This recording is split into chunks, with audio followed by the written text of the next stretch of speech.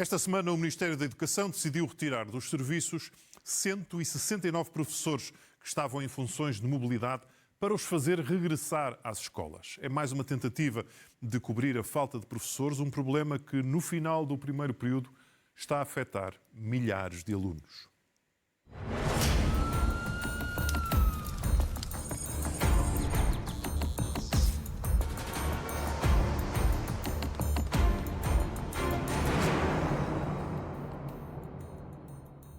Bem-vindos. Numa altura em que cada vez é mais urgente resolver o problema da falta de professores, a SIC descobriu que há centenas de professores contratados que podem não ter as habilitações legais para dar aulas. A urgência em preencher as vagas parece estar a ultrapassar algumas regras. É essencial perceber se essas regras devem ser mantidas ou se a lei deve ser mudada. O que temos como certo para já é que no final do primeiro período ainda há escolas onde faltam professores e alunos que estão a ser prejudicados.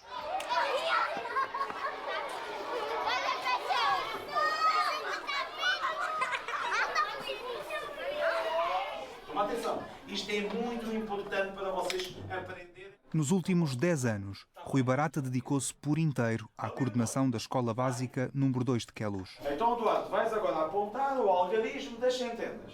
Mas no arranque deste ano letivo, teve de acumular esta função com uma outra.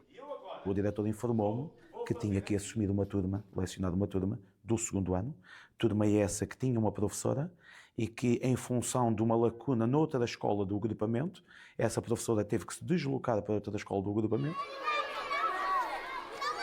O diretor do agrupamento é António Duarte. Teve de arranjar estratégias para lidar com uma situação que é inédita no agrupamento de escolas Queluz Belas, que dirige. Os concursos ficam desertos. Portanto, nós lançamos horários e 0 candidatos. A situação mais crítica aqui é a do primeiro ciclo. Mesmo depois de todos os concursos, 15 turmas ficaram sem professor. A direção decidiu chamar para a sala de aula coordenadores de escola e colocar professores do ensino especial a fazer horas extraordinárias, mas não foi suficiente. Quase no fim do primeiro período, 8 turmas ainda não têm professor atribuído. 190 alunos do primeiro ao quarto ano, para não serem enviados para casa, tiveram de ser distribuídos por outras turmas. Eles estão todos em sala de aula, portanto estão a aprender, estamos a lecionar o currículo, em condições precárias, porque não é desejável que isto aconteça. Nós fomos forçados, em alguns casos, a pôr alunos, por exemplo, do primeiro ano em salas de segundo ou vice-versa. Agora imaginemos crianças de 9 anos com ritmos de quarto ano, okay, estarem em salas de primeiro ano. E é aqui o local que elas devem estar. Mandar crianças para casa não será desejável, mas em função da lotação das nossas salas de aula, eu temo que possa acontecer. O impacto disso mais tarde é brutal, é muito grande e, portanto, estamos todos a fazer um esforço imenso para que os alunos não fiquem sem professor, não fiquem em casa. Os meus professores não estão a dar tudo o que têm, já passaram essa fase, estão a dar bastante mais, no sentido de termos, de facto, os miúdos a aprender. Nesta escola, há alunos do primeiro ciclo que ainda não tiveram uma aula normal desde o início do ano letivo. Cenários semelhantes repetem-se noutros pontos do país e noutros graus de ensino. Estima-se que, por esta altura, no final do primeiro período, haja cerca de 100 mil alunos sem professor, pelo menos a uma disciplina. O estado a que a situação chegou levou o Ministério da Educação, no ano letivo passado, a abrir um concurso externo extraordinário. Foi uma das medidas que o Ministro havia indicado como uma que iria dar resposta à falta de professores, considerando que, permitindo que professores profissionalizados e não profissionalizados vinculassem, considerou que iria atrair mais pessoas para o ensino. A medida, lançada para ser uma ajuda, acabou por tornar-se uma dor de cabeça. Nestas folhas estão os detalhes do concurso externo extraordinário do ano passado, que levou à colocação de mais de 1.600 professores. Nas contratações a que a SIC teve acesso, mais de 550 levantam dúvidas. Apesar disso, as candidaturas foram aceites. Os contratados entraram para os quadros e a maioria está a lecionar. Na altura da candidatura, não comprovaram as habilitações necessárias e exigidas por lei. Por exemplo, detectámos casos de professores de inglês contratados para o primeiro ciclo que exige licenciados em ensino e que entraram com outras licenciaturas. Se foi uma questão burocrática, corrige-se e o professor continua a desempenhar as funções. Se não é uma questão burocrática, se é de facto uma questão de ilegalidade, o professor tem de deixar de lecionar, portanto, fazer a sua socialização, obter o número de créditos necessário e depois, se assim o entender, voltar a concorrer. O Ministério da Educação teve conhecimento de irregularidades quando, ao fim de 2 meses após o concurso estar concluído, surgiram as primeiras denúncias.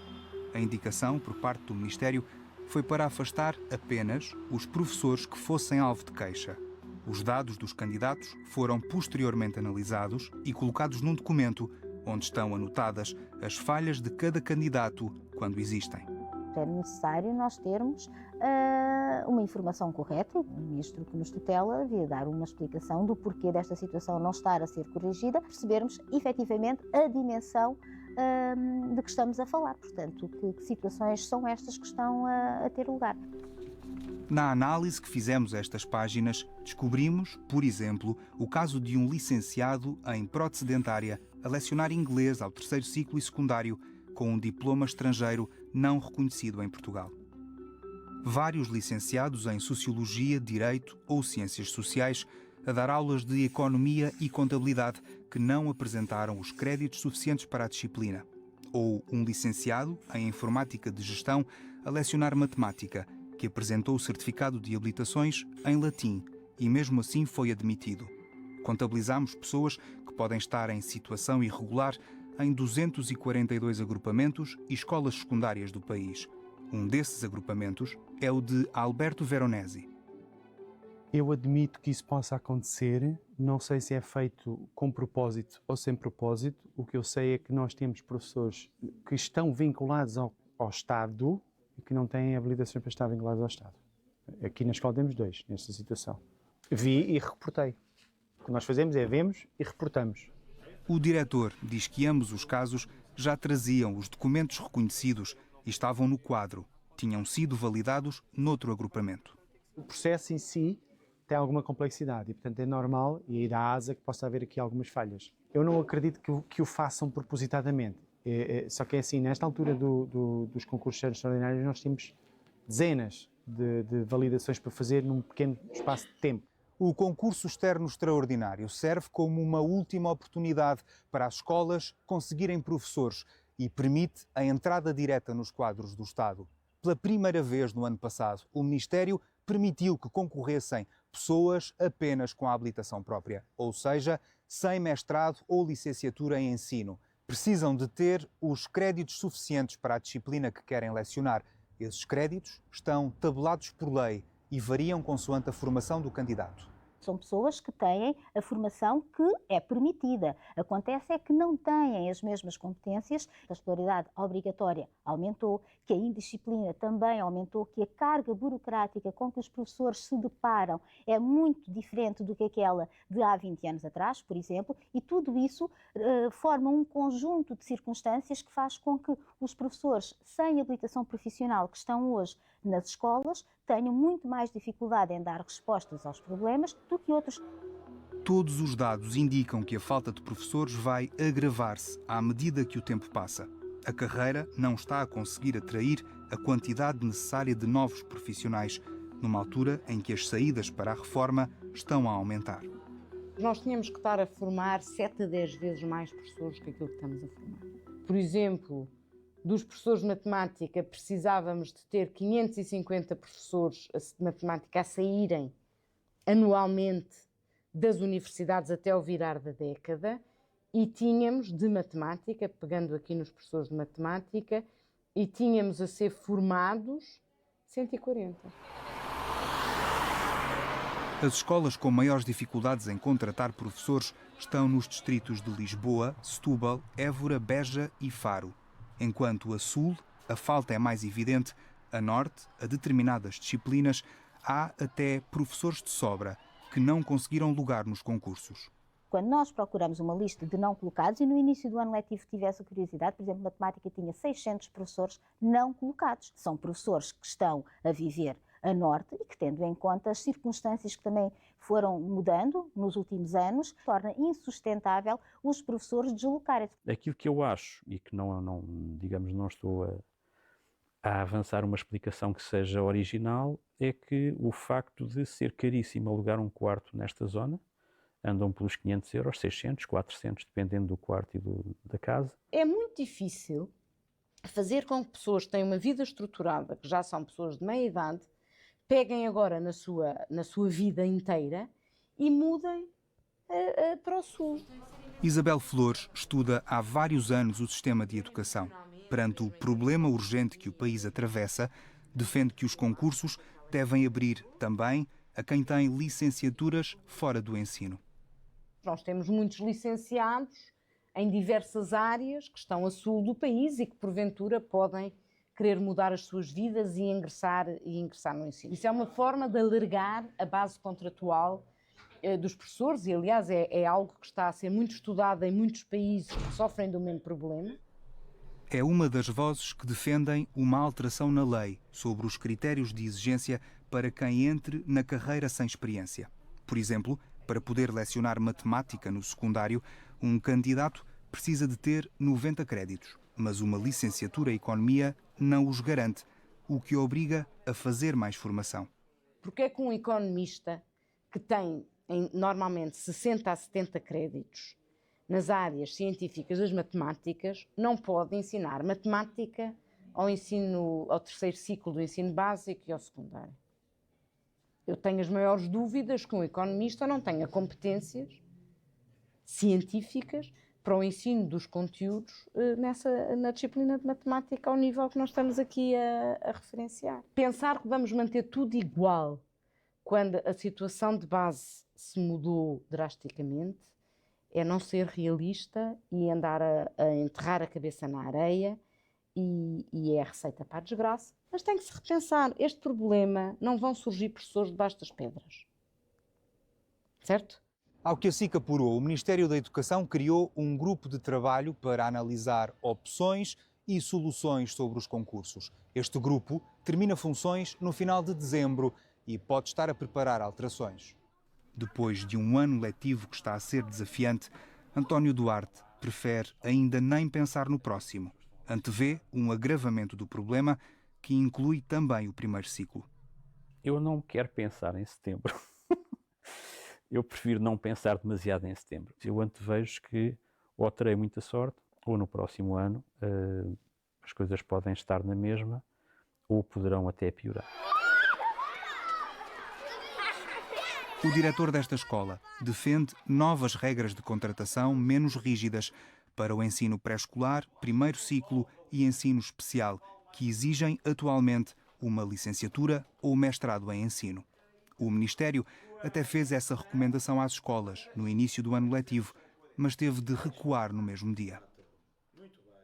Vai contra a lei, ou não? Neste momento vai, claro. Por isso é que eu disse, é necessário criar um conceito legal, digamos, que permite que a esses três grupos possa ser aplicado o conceito de habilitação própria, como ele existe para os outros grupos todos. Eu penso que agora, com a falta de professores que existe, eu acho que não pode acontecer o valer tudo. Ou seja, tem que se ter alguma calma, alguma serenidade.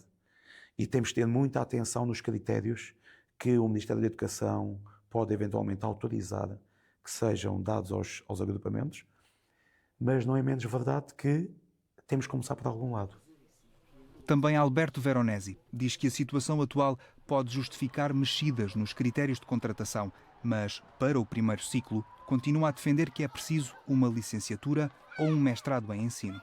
No primeiro ciclo tem que ser todos profissionalizados, porque no primeiro ciclo estamos a falar de crianças dos 6 aos 10 anos e, portanto, a parte pedagógica, não é inversamente proporcional à idade. Quanto mais novos eles são, mais parte pedagógica nós temos que ter. A alteração das regras para aumentar o número de professores não é consensual entre a classe. Há quem defenda que, sem formação específica em ensino, não é possível garantir uma educação de qualidade. Os custos de uma educação deficiente só se vai sentir a longo prazo. São necessários 12, 15 anos para se sentir os custos que nós estamos agora a somar, tendo em conta uma educação que não está a ser de qualidade. Para Cristina Mota, além da aposta na profissionalização dos professores, o problema só se resolve se houver mudanças no reconhecimento e no respeito pela profissão, o que implica também melhorias salariais. Não se tira a água de um poço seco.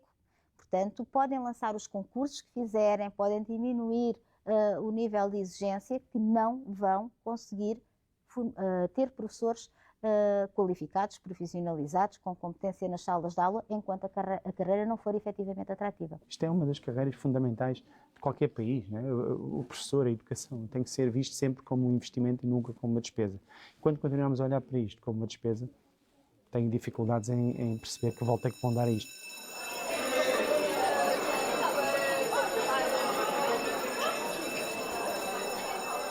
Até agora têm falhado as tentativas para resolver o problema da falta de professores. Os concursos têm deixado muitas vagas por preencher e, como vimos, o concurso extraordinário do último ano fechou os olhos à situação de candidatos que não cumpriram as regras exigidas por lei, mas foram admitidos.